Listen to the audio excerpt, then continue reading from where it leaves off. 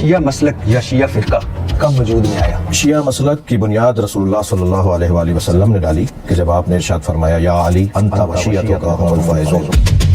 ایک تاثر ہے کہ ایران یہاں شیعہ اکابرین اور تنظیموں کو فنڈ کرتا ہے، آپ کو کبھی فنڈنگ ملی ہے؟ جو کچھ آپ کر رہے ہیں اہل بیت اور امام خوش ہوں گے سب دیکھ کر، مثال کے طور پر یہ ماتم، یہ سینہ کوبی، یہ زنجیر زنی، یہ تعزیے، یہ ذوالجنا، یہ جنازے، کوئی کوئلوں پر چل رہا ہے، کوئی خود کو لہو کر رہا ہے۔ ملا یازر الفقیہ یہ آپ کی بڑی کتاب، اس کتاب میں ہے کہ کالا لباس فرعون کا لباس۔ جی ٹھیک ہے۔ آپ صحیح مسلم، صحیح بخاری، جامعہ ترمذی، سنن ابی داؤد، سنن نسائی، سنن ابن ماجہ، مطلب سیاستہ کو مانتے ہیں؟ بالکل مانتے ہیں۔ حسن اللہ یاری، اس سے آپ لوگوں کا کیا اختلاف ہے؟ حسن اللہ یاری ایک یوٹیوبر ہیں، ان سے ہمارا اختلاف موٹا سا یہ ہے کہ وہ نہ صرف سنی شیعہ میں جھگڑا ڈلوا رہے ہیں بلکہ شیعہ شیعہ میں بھی جھگڑا ڈلوا رہے ہیں۔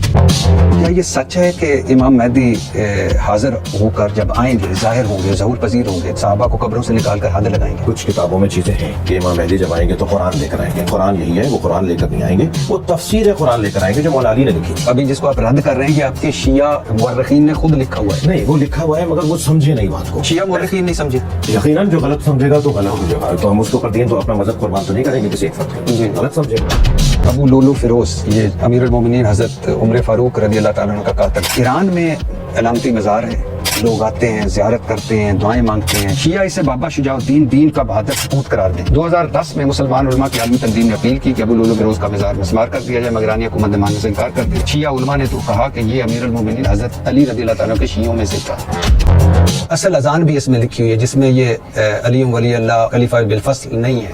اللہ اکبر، اللہ اکبر، اللہ اکبر، اللہ اکبر، اشہد ان لا الہ الا اللہ، اشہد ان لا الہ الا اللہ، اشہد ان محمد رسول اللہ، اشہد ان محمد رسول اللہ، حی علی الصلاۃ، حی علی الصلاۃ، حی علی الفلاح، حی علی الفلاح، حی علی الخیر العمل، حی علی الخیر خیر العمل، اللہ اکبر، اللہ اکبر، لا الہ الا اللہ۔ یہ کلمہ اذانوں میں کہنے جز کے طور پہ ہمارے علماء، ہمارے فقہاء اس کو نہیں مانتے، علامت کے طور پہ مانتے ہیں، نشانی کے طور پہ مانتے ہیں۔ شیعہ عقائد کے مطابق اب مسلمانوں کی رہنمائی کے لیے کوئی کتاب موجود نہیں اور بار میں امام کا انتظار ہو رہا ہے جو قرآن کے ساتھ غار میں ہے۔ کوئی غار میں نہیں بیٹھے ہوئے، وہ ہمارے درمیان ہو سکتا ہے اس وقت یہاں آئے ہوئے ہوں، ہم پہچان نہیں پا رہے۔ غیبت کا ہمارا مطلب یہ ہے، ظہور کا ہمارا مطلب یہ ہے کہ جب ہم ان کو پہچاننے لگیں گے تو ظہور ہوگا۔ غیبت کا مطلب یہ ہے پہچان نہیں، وہ ابھی بھی ہو سکتے ہیں۔ ان کی 1150 سال کی عمر ہے اس وقت۔ امام کس طرح نبیوں سے افضل ہو سکتے ہیں؟ یہ تو ہم رسول اللہ سے پوچھیں نا، اللہ سے پوچھیں کس طرح افضل ہو سکتے ہیں، کیونکہ اللہ نے نبی جیسا قرار دیا ہے مولا علی کو۔ قرآن کہتا ہے کہ غیبی امور کا علم صرف اللہ تعالیٰ کو ہے۔ آپ کی کتابیں امام کہتے ہیں کہ اماموں پر آسمان و زمین کی کوئی چیز مخفی نہیں۔ قرآن کہتا ہے کہ انبیاء اپنی ذات کے لیے نفع و نقصان کا اختیار نہیں رکھتے۔ آپ کی کتابیں اور امام کہتے ہیں حضرت علی یا حضرت امام جعفر صادق جہنم کے مالک، جسے چاہیں جنت میں داخل کر دیں، جسے چاہیں جہنم میں۔ قرآن کہتا ہے کہ موت کے وقت اور مقام کا تعین، بارش کے نزول کا علم صرف اللہ تعالیٰ کو۔ آپ کی کتابیں کہیں کہ ان تمام امور کا علم اماموں کو۔ قرآن کہے کہ نبی کو مدینہ میں موجود منافقین کا علم نہ تھا۔ آپ کی کتابیں کہتے ہیں کہ امام شکل دیکھ کر ہی کسی کے منافق یا مومن ہونے کا اندازہ کر لیتا ہے۔ دونوں باتوں میں تضاد نہیں ہے، دونوں باتیں ٹھیک ہیں، دونوں ٹھیک ہے۔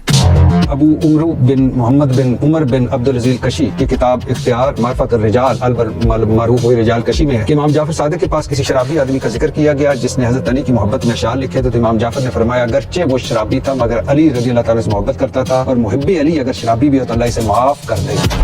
شیعہ مسلک کا بانی عبداللہ بن سبا ہے۔ نامور شیعہ مورخ ابو عمر بن عبدالعزیز الکشی اپنی کتاب میں معرفت الناقلین عن الائمۃ الصادقین رجال الکشی میں لکھتا ہے کہ عبداللہ بن سبا یہودی تھا، وہ مسلمان ہوا، حضرت علی سے رضی اللہ تعالیٰ عنہ سے اظہار محبت کرنے لگا۔ اس کا جو عقیدہ حضرت موسیٰ کے وسیع یوشع بن نون کے بارے میں تھا وہی عقیدہ حضرت علی رضی اللہ تعالیٰ عنہ سے متعلق اختیار کیا۔ یہ پہلا شخص تھا جس نے حضرت علی رضی اللہ تعالیٰ کے مخالفین کی تکفیر کی۔ اسی بنا پر شیعہ مخالفین کہتے ہیں کہ شیعہ ازم یہودیت سے ماخوذ ہے۔ ہم اس کی تردید کرتے ہیں، اس روایت کی ہم تردید کرتے ہیں، اس دعوے کی تردید کرتے ہیں جس کے اندر کمزور چیزیں پائی جاتی ہیں۔ یہ آپ کا حصہ جی ہمارا ہے۔ کتنے شیعوں نے اپنا نام یزید یا شمر رکھا ہے؟ شیعہ تو نہیں رکھیں گے، نہیں رکھیں گے تو کیوں رکھیں گے؟ حضرت علی کے بیٹے کا نام عمر، حضرت حسن کے بیٹے کا نام عمر، حضرت زینب العابدین نے اپنے بیٹے کا یہ نام کہاں سے طے ہے کہ حضرت عمر ابن خطاب کا وہ نام ہے؟ یزید اور شمر ممنوع ہو گئے جب سے واقعہ کربلا ہوا۔ میں تو اپنے بیٹے کا نام یزید یا شمر نہیں رکھوں گا، میں شیعہ بھی نہیں ہوں۔ تو کیوں رکھے ان لوگوں نے اس لیے کہ ان کے نام اگر نہیں تھے اتنی نا، بڑی ناراضگی تھی؟ ان کے نام نہیں تھے نا۔ یہ متا جائز ہے بلکہ ضروری ہے۔ جواز متا کا عقیدہ نہ رکھنے والا شیعت سے خارج ہے، اور متا مجوسیہ مطلب آتش پرست، یہودیہ، نصرانیہ کی عورت سے بھی جائز ہے۔